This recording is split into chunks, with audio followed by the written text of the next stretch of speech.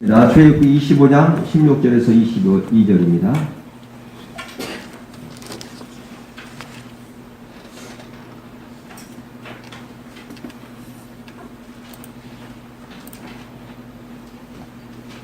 출애굽기 25장 16절에서 22절.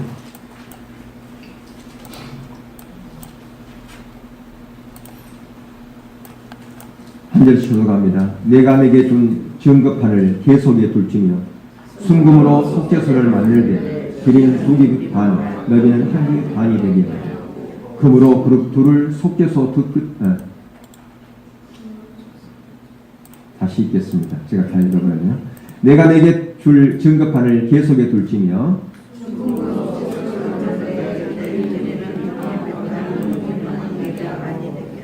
금으로 그룹 둘을 속죄소 두 끝에 쳐서 만들되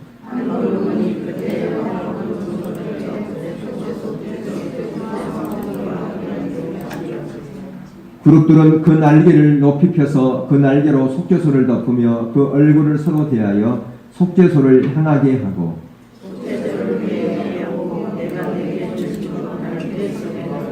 하게 봅니다. 거기서 내가 너와 만나고 속죄소 위에 곧 증거계에 있는 두 그룹 사이에서 내가 이스라엘 자손을 위하여 내게 명령할 모든 일을 내게 이루리라.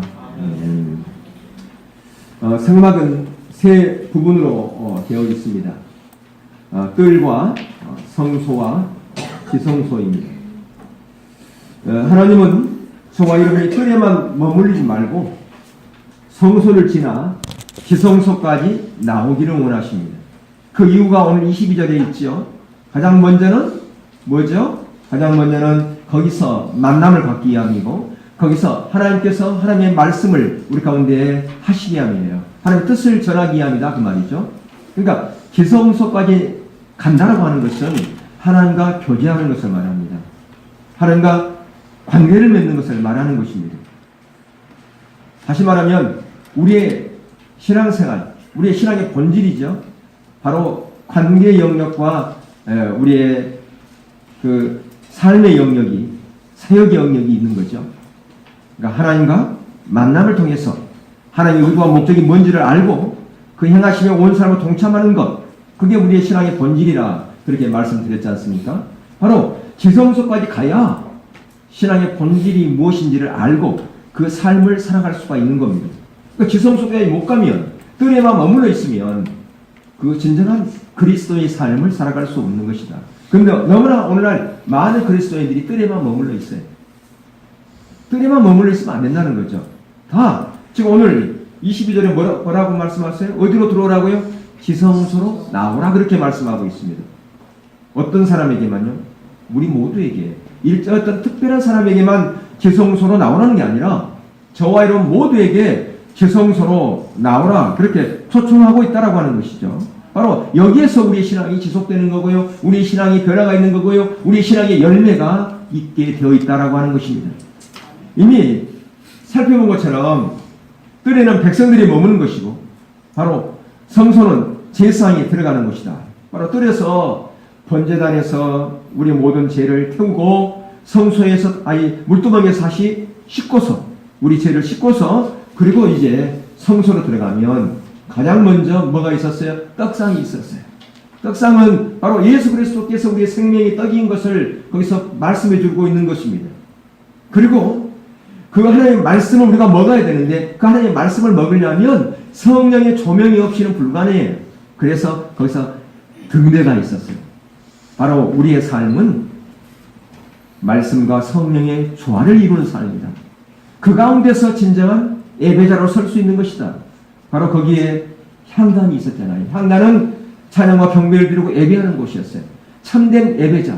참된 예배자로 섰을 때만이 어디로 들어갈 수 있느냐? 지성소로 들어가는 거예요. 바로 참된 예배를 드리는 그 향단을 거쳐서 어디로 들어가느냐? 지성소로 들어가는 것이다 라고 하는 것이죠. 그래서 오늘 본문 22절에 보면 어디로 들어오라고 했어요? 성소로 들어오라 그렇게 말씀하고 있습니다. 대제사장이 그런데 지성소로 들어갈 때에 가슴에 12보석을 품고서 거기서 달고서 들어간다 그렇게 말씀했어요.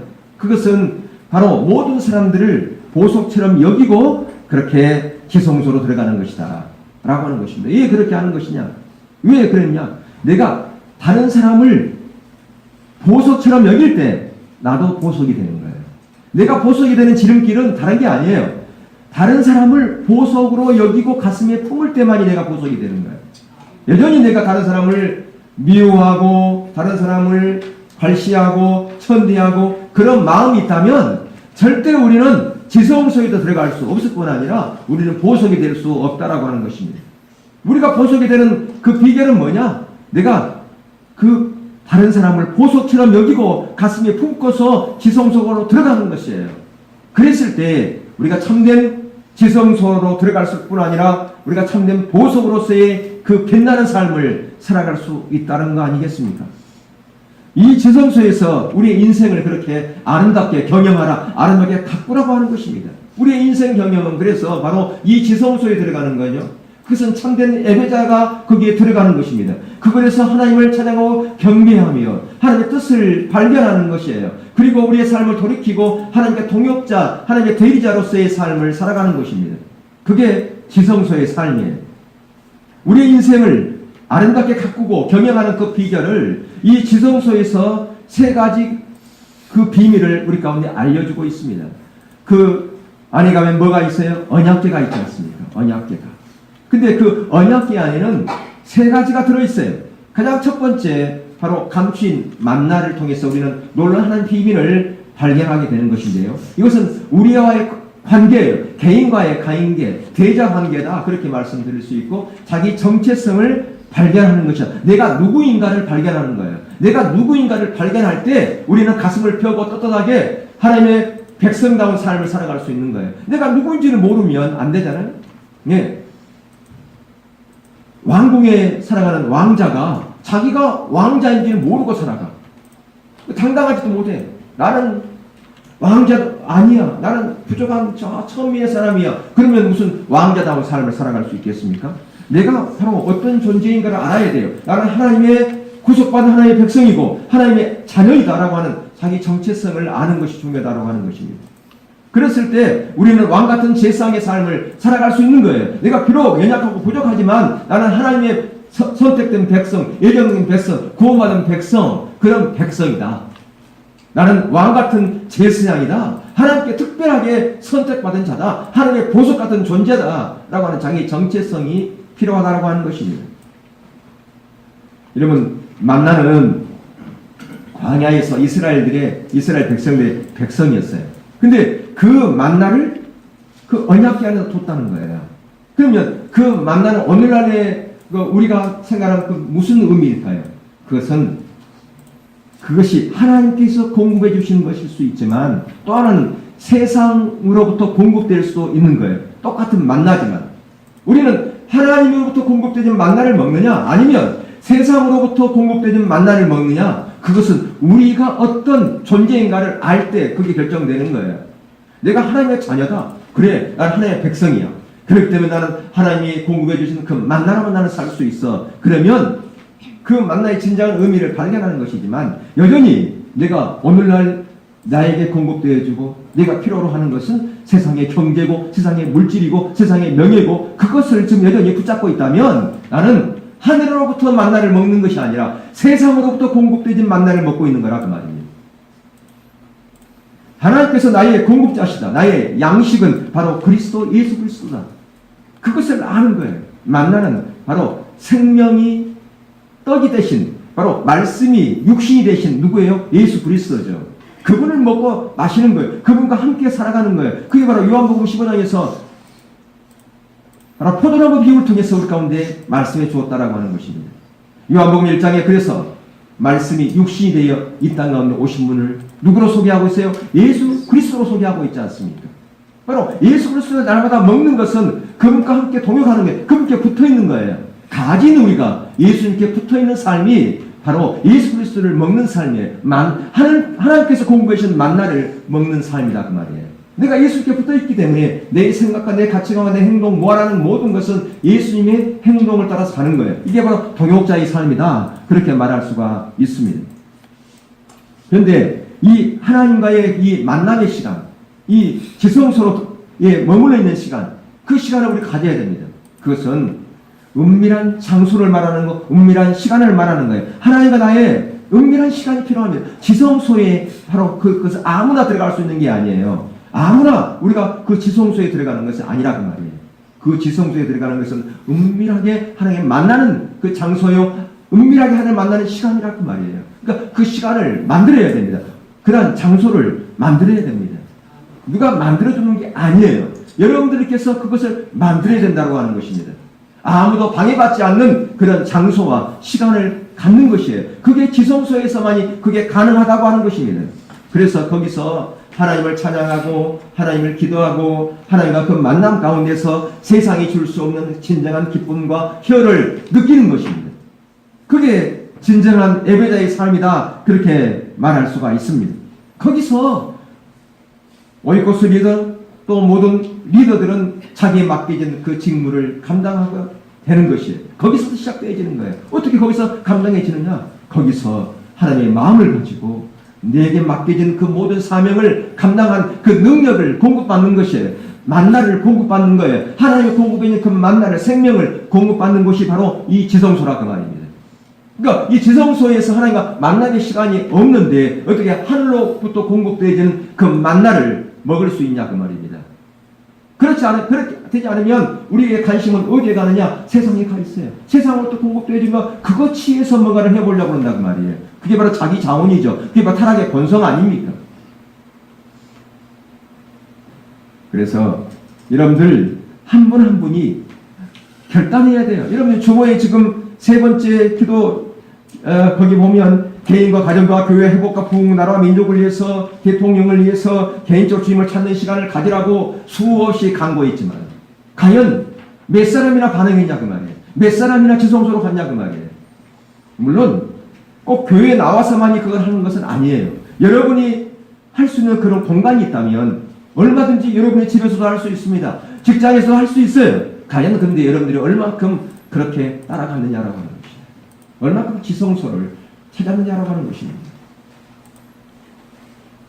우리가 이 세상을 살아가는 것, 그것은 예수 그리스도 없이는 불가능합니다. 하나님의 만나 없이는, 하나님께 공급해 주신 능력이 없이는 우리는 이 세상에서 진정한 승리의 삶을 살아갈 수 없는 것, 우리가 다 알고 있잖아요. 모르는 사람 아무도 없습니다. 다 이론으로는 다 알고 있어요. 그러나 이론으로 알고 있는 것과 실제로 행하는 것은 엄청난 차이예요. 그것은요, 하늘과 땅만큼 차이입니다. 실제로 내가 잘 안 되지만 그렇게 노력해 보려고 하나님의 은혜를 구하는 것, 그것도 하나님 귀하게 여기셔요.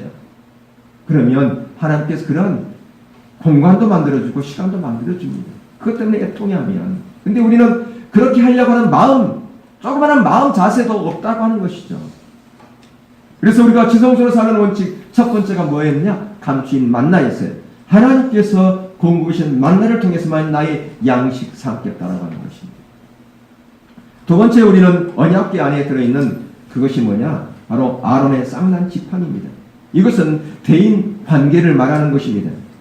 다른 사람과 관계를 말하는 것이에요. 민수기 16장에 보면 고라 자손들이 모세와 아론을 대적합니다. 너희들만 선택받았냐? 너희들만 기름 부음 받았냐? 그러면서 모세와 아론을 대적하지 않습니까? 우리들도 같이 똑같다, 같이 출발했지 않느냐? 왜 너희들만 잘난 체하고 그러느냐 하고 당을 지었어요. 여러분 성경을 보시면 아시겠지만 성경에서 가장 무서운 심판 중 하나가 바로 여기에서 나오는 심판이야. 삼중 심판이었거든요. 하나님께서 왜 이렇게 대노했냐라고 하는 것입니다. 그 이유를 우리가 알아야 됩니다. 여러분 언약궤 안에 돌판, 하나님의 십계명, 그게 들어있는 것을 우리가 이해가 가요. 그렇지 않아요? 하나님의 언약궤냐. 그래서 언약궤라고 부르는 거예요. 그것을 법궤라고 그러는 거예요. 왜 법궤라고 그래요? 하나님의 말씀이 들어있으니까 법궤라고 그러는 거고, 하나님 이스라엘 백성들과 하나님께서 시내산에서 언약을 맺은 후에 말씀을 줬어요. 십계명을 줬어요. 그게 담겨져 있으니까 언약궤라고 그렇게 불렀어요. 근데 거기에 왜 아론의 쌍난 지팡이가 거기에 있냐 그 말이에요. 아론의 쌍난 지팡이가 왜 거기에 있냐 그 말이에요. 그걸 알아야 돼요. 바로 이런 반역 사건 이후에 이 아론의 쌍난 지팡이에서 이게 아론의 지팡이에 싹이 났잖아요. 그걸 우리 가운데 교훈해주고 있는 거예요. 이걸 잊어버리면 안 된다라고 하는 것입니다. 지성소 앞에서 이걸 잊어버리면 안 된다. 또한 여기서 구속사의 비밀이 담겨져 있습니다. 하나님의 일은 천사가 하는 것이 아니라 우리가 예수님과 만나서 함께 일한다고 하는 것이에요. 하나님께서 사람을 통해서 계시와 감동을 주시고 비전을 주시고 일하십니다. 다시 말하면 하나님과 만남 가운데 있을 때, 친밀한 교제 가운데 있을 때 우리는 하나님의 행하심을 보지 않습니까? 그리고 온 삶으로 동참하는 거잖아요. 이게 바로 신앙의 본질 아니겠어요? 바로 하나님과 동역자의 삶을 살게 하시려고 우리를 부르셨어요. 여러분, 때로는 나보다 잘난 사람이 리더가 될 수도 있어요. 나보다 훨씬 못한 사람이 리더가 될 수도 있어요. 그러면 아이고 저 사람이 뭐 이렇게 나보다 더 잘나지도 못했는데 뭐 앞서간단 말이야. 이렇게 걷어차버리고 기분 나빠 이렇게 얘기할 수도 있어요. 근데 하나님 나라는 그렇게 이루어지는 게 아니라 그 말입니다. 그러니까 아론의 쌍난 지팡이를 보면서 대지상은 어떻게 결단하겠습니까?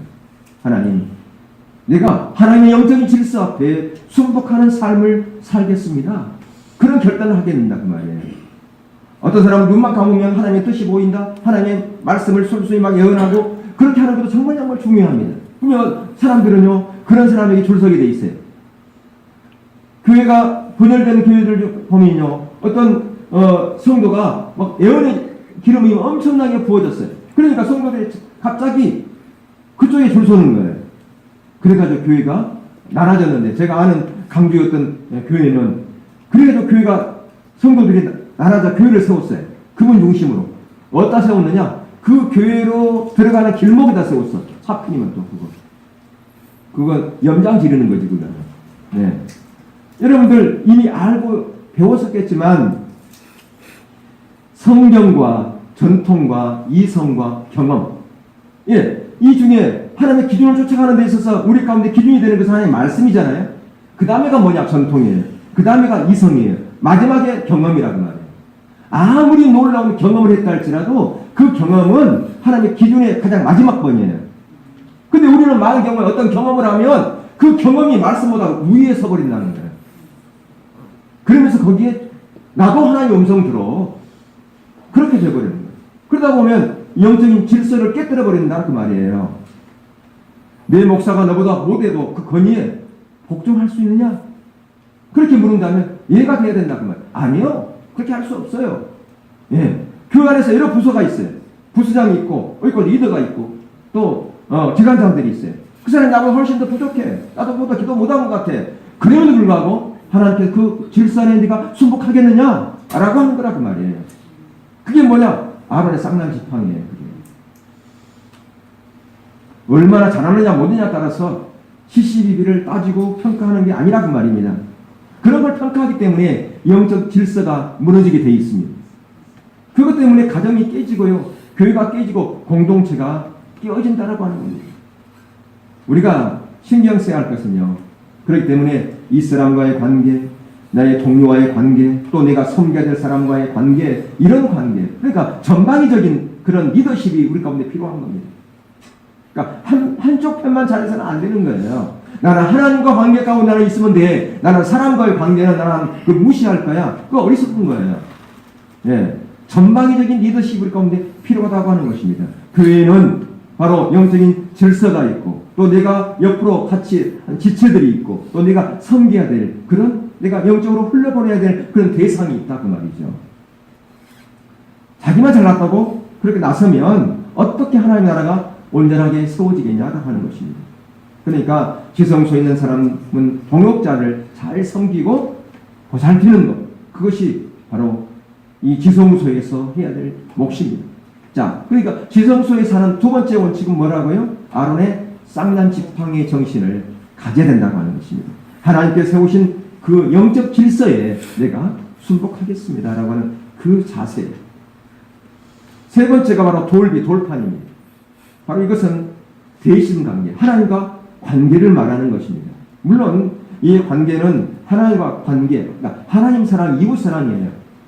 여러분 십계명 보면 하나님과 우리와 관계의 영역이 있고 사람과의 관계의 영역이 있지 않습니까? 네, 십계명 그렇게 나눠져 있어요. 1계명, 4계명까지는 하나님께 우리가 어떻게 나가야 되고 어떻게 섬겨야 되고 어떻게 예배해야 될 것인가 그런 부분을 말씀하고 있고 마지막 계명은 우리가 사람과의 관계에서 어떻게 살아야 될 것인가 그 부분을 말씀하고 있는 두 가지 영역이 있는 것을 볼 수 있어요. 다시 말하면 예배의 원칙이 있고 사람을 섬기는 원칙 이렇게 있다 이렇게 보시면 됩니다. 예배는 그렇기 때문에 내 마음대로 드리면 안 돼. 내가 원하는 대로 내가 원하는 방법대로 드리면 안 된다 그 말입니다. 우리가 주일날도 마찬가지예요. 주일의 원칙도 성경의 원칙을 따라서 우리가 안식일을 주일을 지켜야 되지 않습니까? 내가 원하는 내 기준을 가지고 드려서는 절대 안 된다고 하는 것이죠. 바로 내 왕국을 건설하는 것이 아니라 우리는 하나님 나라를 건설하는 사람들이에요.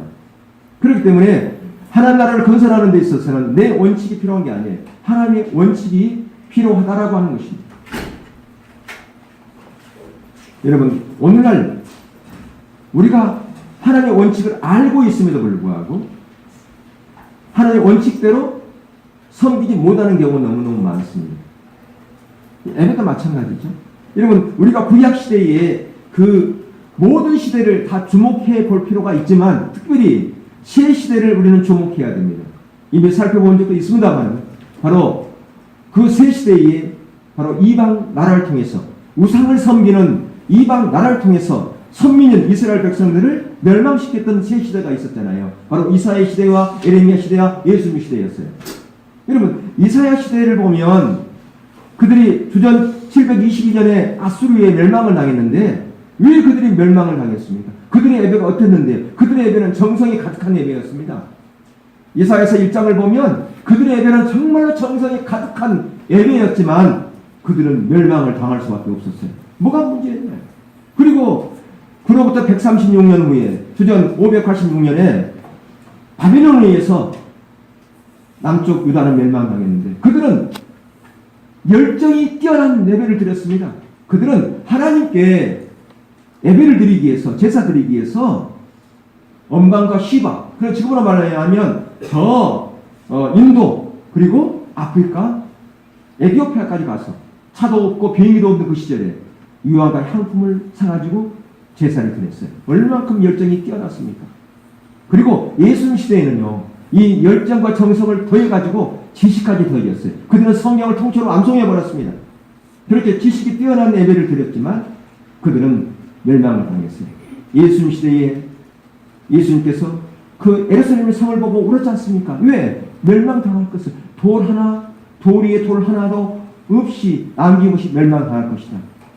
그렇게 예수께 예언했는데 실제로 주 73년에 로마의 티투스 장군에 의해서 그렇게 멸망을 당했어요. 그들이 그 성벽과 성벽 돌 사이에 구멍을 뚫고서 거기다가 봉을 바꿔서 지렛대를 이용해가지고 그 성벽을 무너뜨렸어요.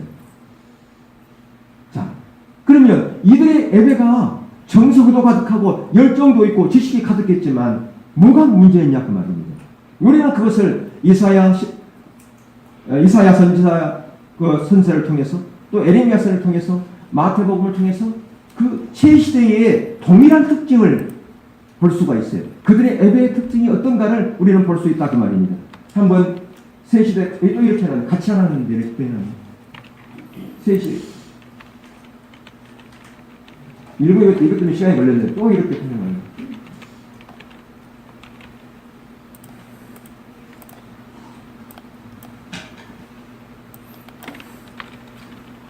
따랐다고 하면 내가 따랐다고 해놔요. 근데 같이 할까 같이 몰아놓는다고.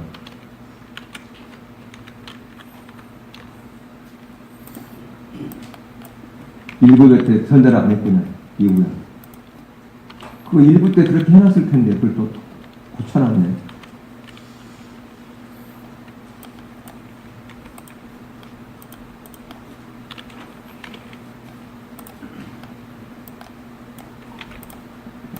새 시대를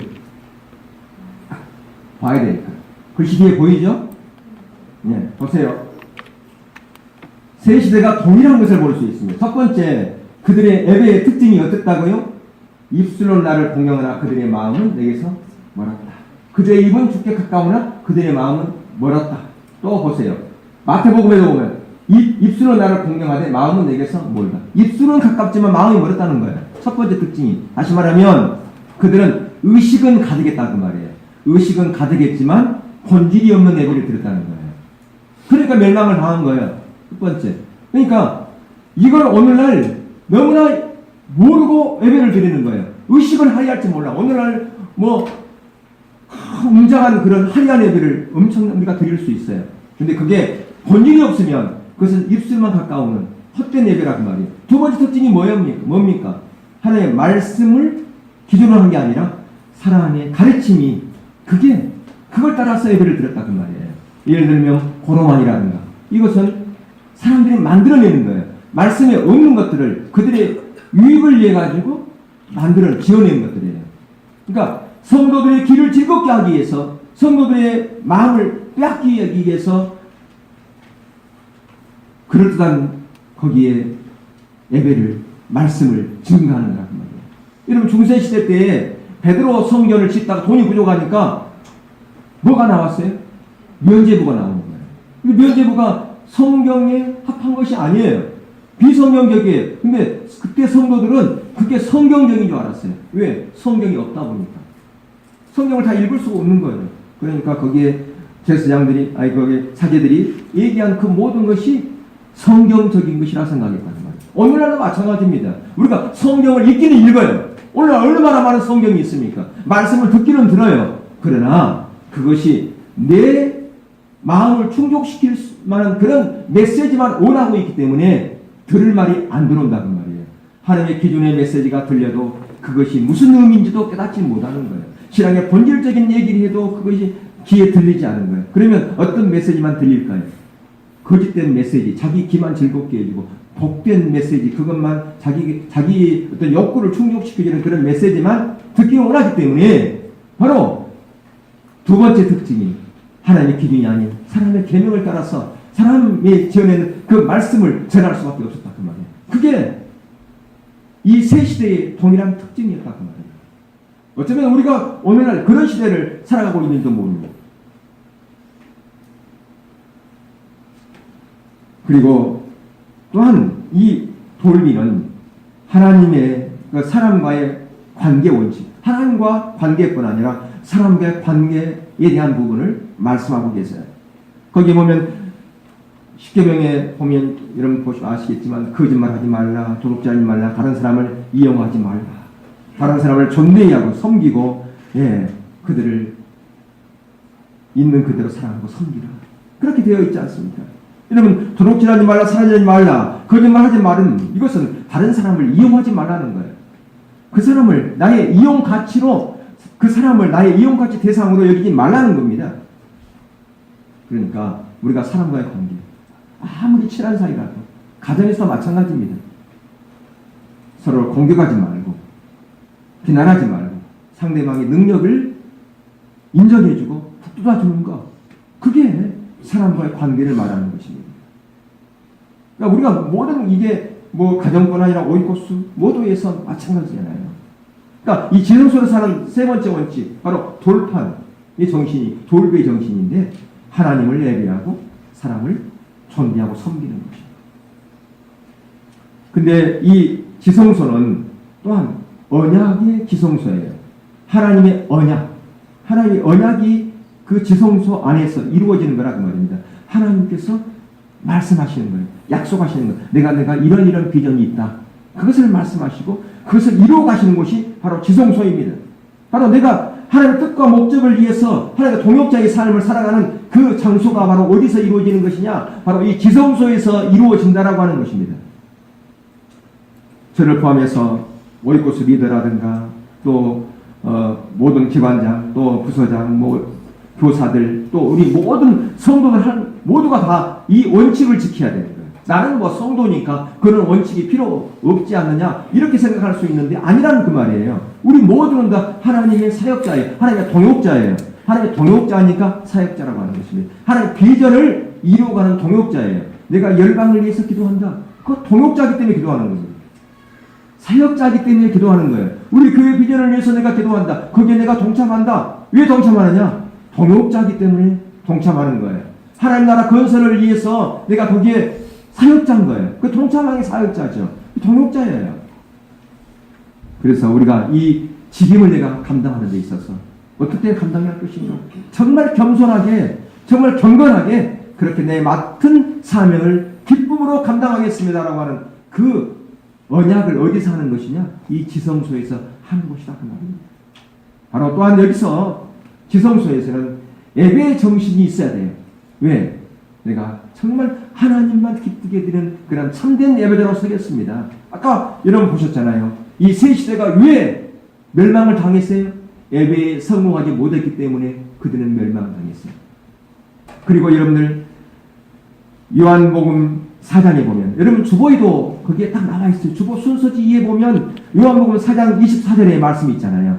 하나님은 영이시니 예배하는 자가 영과 진리로 예배할지니라. 이것은 수가성과의 그 여인과의 그 대화 가운데서 참된 예배할 때, 참된 예배할 때가 오나니 그 참된 예배는 영과 진리로 예배하는 것이다. 그리고 하나님께서는 이런 참된 예배자를 찾고 계신다 그렇게 말씀하고 있어요. 참된 예배자를 찾고 있어요. 성령과 진리로 드리는 예배자, 그 예배자를 찾고 계신다 그 말이에요. 아까 그 세 시대가 왜 망했다고요? 예배를 성공하지 못했기 때문에 그들은 망했다 그 말이에요. 그리고 지금 저와 여러분이 예배에 참된 예배자로 서기를 원하는 거예요. 하나님이 그런 참된 예배자를 찾고 계신다니까요. 그 참된 예배자를 기뻐하신다고 말씀하셨습니다. 그렇기 때문에 저와 여러분이 예배에 성공해야 돼요.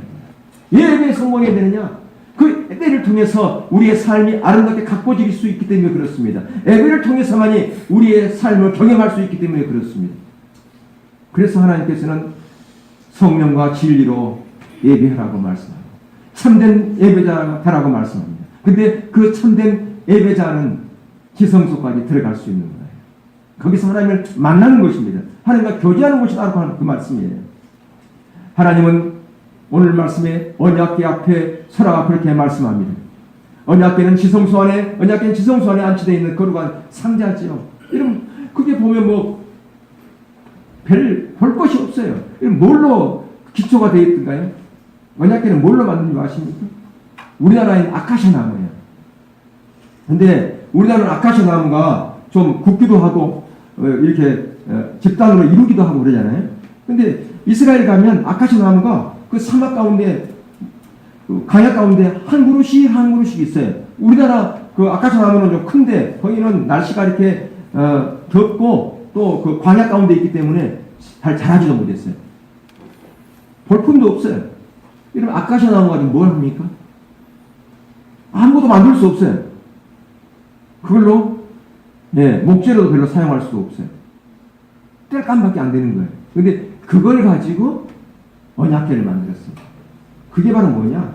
우리인 거예요. 우리가 바로 그런 아카시아 나무 같은 그런 볼품없는 존재예요. 근데 그거에다가 뭘 씌웠느냐? 금을 씌웠단 말이에요. 그랬을 때 거기에 진정한 의미가 있는 거예요. 하나님께서 우리 가운데 함께하지 않으면 우리는 여전히 아카시아 나무 같은 존재, 아무 쓸모없는 그런 존재라 그 말입니다. 그 앞에 서라는 거예요. 우리가 어떤 존재인가를 보라는 것입니다. 그러면서 거기서 하나님의 뜻을 우리 가운데 전하는 거예요. 거기서 우리가 만나고 싶어 하시는 거예요. 그 언약궤 앞에서. 여러분이 잘 아시겠지만 요셉이 죽음에서 유언을 남겼어요. 나의 유고를 여기다 묻지 말고 약속의 땅 가나안 땅, 하나님께서 약속하신 그 가나안 땅에다가 나를 묻어라. 그래서 그들은 400년이 지나고 출애굽할 때 뼈와 가죽만 남은 그 미라를 쥐고서 길을 떠난 거 아니겠어요? 그리고 40년 지나고 7년 정복 전쟁 있는 그때도 그걸 계속 가져다녔어요. 그리고 마침내 가나안 땅에 정착하면서 그 유고를 가나안 땅에다 묻었죠. 그 무엇을 얘기합니까? 하나님의 약속은, 신실한 약속은 반드시 이루어진다는 거 아니겠습니까? 그걸 믿었다 그 말이에요. 바로 하나님께서는 저와 여러분 가운데 그걸 믿기를 원하고 계시는 거예요. 하나님의 약속은 신실하다. 예나 지금이나 하나님의 약속은 그리스도 안에서 이해가 된다라고 하는 것입니다. 주님 안에서, 말씀 안에서 이해가 되는 것이다. 바로 지성소 안에 들어갔을 때 하나님의 약속이 온전히 이루어진다라고 하는 것입니다. 그렇게 하나님 앞에 서라고 하는 거예요. 하나님의 약속 붙잡고 사는 거예요. 나를 만나라는 것입니다. 만날 때 내가 약속을 줄 것이고 그 약속은 반드시 이루어질 것이다라고 하는 것입니다. 500년이 지나도 1000년이 지난다 할지라도 하나님의 약속은 한 번도 이루어지지 않는 적이 한 번도 없다라고 하는 것입니다. 바로 우리가 지성소에 들어가는 삶을 산다는 것은, 지성소의 신앙생활을 한다는 것은 뭐냐? 언약 백성의 삶을 산다고 하는 것이에요. 하나님의 백성다운 삶, 하나님의 뜻을 이루는 삶, 그 삶을 산다는 거예요.